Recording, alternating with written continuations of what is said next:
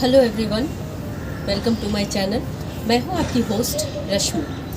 आज मैं आप लोगों को एक ऐसी चीज़ दिखाने जा रही हूं जिसे अगर आपने बना लिया, एक तरह से उसे खाद ही समझें। अगर आपने इसे बना लिया तो आपका गार्डन सालों भर हरा भरा रहेगा और एक्सट्रीम कंडीशन में भी आप अपने प्लांट को बचाने में कामयाब रहेंगे। आगे मैं बताऊंगी कि इसके क्या क्या बेनिफिट होंगे आपके गार्डन में, किस तरह हमें इसे बनाना है और किस तरह इस्तेमाल करना है। तो चलिए चलते हैं हमारी वीडियो में।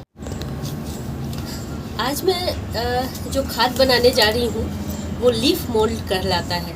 ये सिर्फ पत्तियों की खाद होती है और इसे हम बैक्टीरिया से नहीं बनाते हैं जैसे हम और सारे खाद बनाते हैं किचन वेस्ट से। तो जनरली उसमें उसका जो विघटन होता है, उसका जो सरल उसमें होती है तो वो बैक्टीरिया से होता है। लेकिन जब हम लीफ मोल्ड बनाएंगे तो उसमें हमें किसी भी चीज़ को ऐड नहीं करना है। किस तरह से बनाएंगे वो अभी आप लोग देखेंगे। और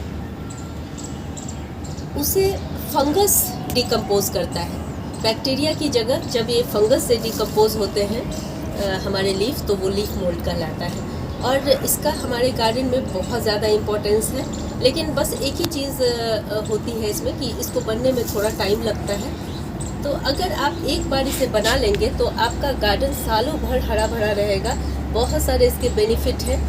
कैसे बनाना है वो देखेंगे। बहुत सिंपल सरल तरीका बताने जा रही हूँ कुछ सावधानियों के साथ। और आपको बता दूँ कि ये जिस प्योर फॉर्म में हम बनाने जा रहे हैं वो मार्केट में भी अवेलेबल नहीं होता है जल्दी, क्योंकि मार्केट में जो आपको लीफ कंपोस्ट मिलता है वो मशीनों में बनाए जाते हैं। और जो एक प्रोसीजर ठंडी जो प्रोसीजर होता है वो वहाँ नहीं होता, जिसकी वजह से वो उतना बढ़िया खाद नहीं होता है। लेकिन जब हम इस तरह से सही ढंग से सही प्रोसेस से बनाएंगे तो चाहे इसमें टाइम लगे, लेकिन जब आप एक बार वो बन के तैयार हो जाता है तो आप देखेंगे कि उसका टेक्सचर कितना बढ़िया है। ये आपकी मिट्टी के अमेंडमेंट में बहुत हेल्प करता है, उसकी संरचना को सुधारता है। और जब बात आती है अर्बन गार्डनिंग की तो हमें इसी चीज़ की ज़रूरत होती है। तो देखिए कैसे ये बनता है। और यहाँ पे मैंने अपने गार्डन की ही पत्तियों को लिया हुआ है, क्योंकि गार्डन में बहुत तरह के प्लांट लगे हुए हैं तो मुझे अलग अलग टाइप की पत्तियाँ मिल जाती हैं। छोटे छोटे अमाउंट में ही इसे लें। और अगर पतझड़ के सीज़न में आपके पास अगर जगह है तो आप बहुत सारी पत्तियाँ इकट्ठी कर लें। एक चीज़ का ध्यान रहे कि हम सूखी पत्तियों को ही लेंगे, इसमें किसी तरह के ग्रीन का इस्तेमाल हमें नहीं करना है, तो सूखी पत्तियों को ही लें। ये देखें, मैं अभी दिखाऊंगी। ये गन्ने की जो पत्तियां होती हैं वो सारी हैं। इस तरह से मैंने सुखा के इसको रखा हुआ है। अब इसमें करना क्या है वो मैं आप लोगों को दिखाऊंगी। इसे एक आप प्लास्टिक को रिसाइकल कर सकते हैं। आपके घर में जो पड़ी हुई प्लास्टिक की थैलियाँ हैं उनका इस्तेमाल आप करें। और देखिए मैं कैसे करती हूँ। सिंपल पत्तियों को ड्राई कर लें अच्छे से, और उसमें जितने भी स्टेम हैं, मोटे स्टेम हैं, उन्हें हटा दें।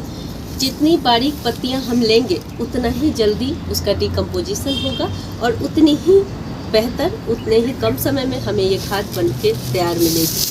तो हमें इस पॉलीथीन में से डाल लेना है। सारी पत्तियों को हम डाल लेंगे।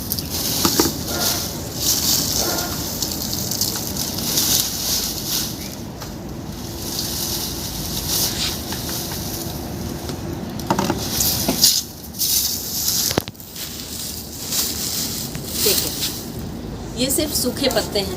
मैंने ना ही इसमें कोई मिट्टी ऐड की है, ना ही इसमें मैंने किसी तरह के बैक्टीरिया को ऐड किया है, ना ही जो हम एक्सेलरेट करते हैं खाद बनाने के लिए, जैसे कभी हमने छाछ डाल दिया, कभी हम गुड़ डाल देते हैं। ये सब कुछ भी नहीं करना है। कोई भी बैक्टीरियल एक्टिविटी इसमें नहीं होनी है। ये जब भी डिकम्पोज होगा ये फंगस से ही डिकम्पोज होगा। यही इसकी खासियत है और इसी को लीफ मोल्ड कहते हैं। हमें इसमें पानी डाल देना है, और पानी बहुत ज़्यादा नहीं डालना है। इतना डालना है कि हमारे ये सारे लीव्स जो हैं बिल्कुल मॉइस्ट हो जाए। और एक और काम कि जब भी हम इस तरह से इकट्ठे पत्तियों को इकट्ठा करते हैं, उसके बाद एक ही बार हमें ये काम करना है। चाहे तो आपके पास अगर ज़्यादा मटेरियल है तो आप किसी बड़े प्लास्टिक का इस्तेमाल कर सकते हैं, और उसके बाद इस तरह से हमने इसमें अच्छे से इसको मॉइस्ट कर दिया है।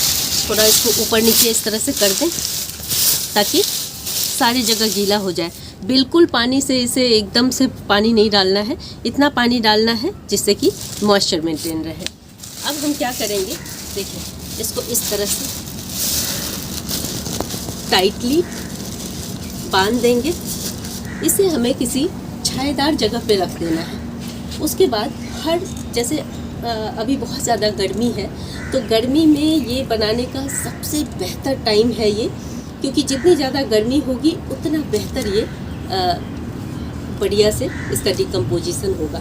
और अगर हम ठंड में इसकी शुरुआत करते हैं तो ये प्रक्रिया थोड़ी स्लो हो जाती है। इसे किसी भी पेड़ पौधों के बीच में जहाँ भी आपको ठंडी जगह मिले उसे डाल दें। 10 दिन पे जब भी आपको लगे कि इसका मॉइस्चर थोड़ा कम हो गया है, इसे खोल के देखें और फिर थोड़े से पानी के छींटे मार के इसे फिर इसी तरह बंद कर दें। 10 से 15 दिन में, अगर विंटर का टाइम है तो 1 महीने 1.5 महीने में भी आप ये काम कर सकते हैं। और आप देखेंगे कि धीरे धीरे ये डिकम्पोज होता जाएगा, कम होता जाएगा। और मैं यहाँ पे 2 तरह के इसके स्टेज रखी हुई हूँ कि देखें जब डिकम्पोजिशन होता है तो इस तरह मेरा ये प्रोसेस में है। देखें ये पत्तियाँ किस तरह से डिकम्पोज हो रही हैं और ये बहुत बेहतरीन खाद बनने जा रहा है। ये तकरीबन मेरा 4-5 महीने का ये जो मटेरियल आप देख रहे हैं वो है, क्योंकि आधी डिकम्पोजिशन हो चुकी है इसमें। क्योंकि विंटर का सीज़न था पीछे तो थोड़ी स्लो ये प्रक्रिया हुई है।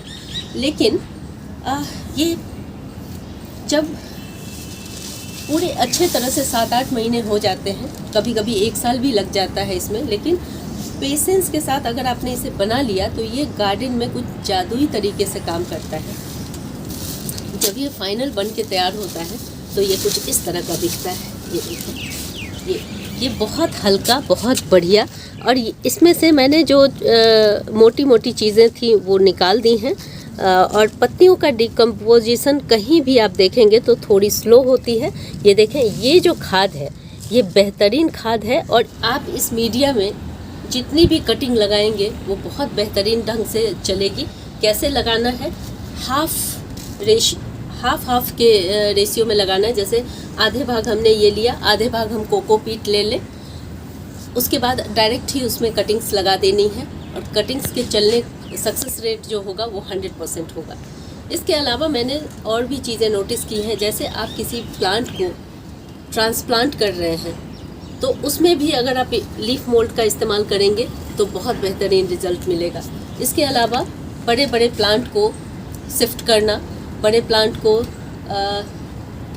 किसी भी क्लाइमेट में आप अगर ट्रांसफ़र कर रहे हैं तो भी हम डरते हैं कि गर्मी में कैसे करें, किस तरह से उसका वो होगा।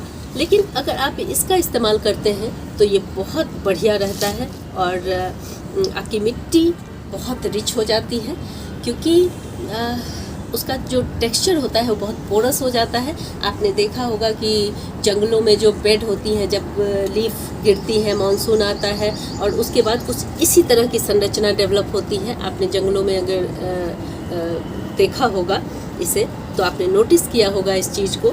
और देखें, वहाँ तो कोई खाद नहीं देता जंगलों में, इससे ही इतने अच्छे से वो पनपते हैं और इतने शानदार ढंग से फ्रूटिंग करते हैं और थ्राइव करते हैं। तो आज लीफ मोल्ड बनाने का ये बिल्कुल सही समय है, जो जब टेम्परेचर हाई होता है। तो मैंने सोचा कि मैं ये आप लोगों के साथ शेयर करूं। और जब भी हम किसी भी प्लांट के लिए मिट्टी का सॉइल प्रिपरेशन करते हैं तो उसमें हमें इसे 10 to 15% की मात्रा उसमें डालनी है, इससे ज़्यादा ना डालें। फिर आप देखेंगे कि आपकी मिट्टी कितनी बढ़िया और रिच हो जाती है। अब इस कंपोस्ट को छोटे से छोटे इस पॉली बैग में और बड़े से बड़े पॉली बैग में इस तरह का प्रोसेस कर सकते हैं। और पॉली बैग में करने का ये रहता है कि इसमें मॉइस्चर मेंटेन रहता है। और मैंने आपको 3 स्टेजेस अभी दिखाए हैं। ये बिल्कुल रॉ फॉर्म है, ये हाफ डिकम्पोज है और ये फुली डिकम्पोज है। तो जब इस तरह से आपका मटेरियल बहुत हल्का भुरभुरा हो जाए तो आप समझ जाएं कि आपका ये लीफ मोल्ड रेडी है। ये बहुत हल्के होते हैं, तो छत पे स्पेशली अर्बन गार्डनिंग करने के लिए ये बेहतर विकल्प है। तो इसी तरह से आपको ये बनाना है, लेकिन जो सावधानियां मैंने आपको बताई वो ज़रूर आप फॉलो करें, तभी आप इसे प्योर फॉर्म में अपना पाएंगे।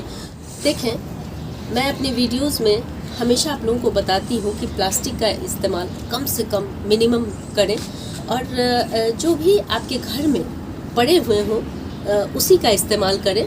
और इसे मार्केट से ख़रीदने की कोई ज़रूरत नहीं है, आपके पास कहीं ना कहीं पुराने मिल ही जाएंगे, इनका इस्तेमाल आप इसमें कर सकते हैं। तो इसी तरह से लीफ मोल्ड को प्योर फॉर्म में बनाने की कोशिश करें सावधानियों के साथ। अगर आप लोगों को मेरी ये वीडियो पसंद आती है तो प्लीज़ इसे लाइक, शेयर एंड सब्सक्राइब करना ना भूलें। बेल बटन को ज़रूर दबाएं। Leave nature, love nature. Thank you.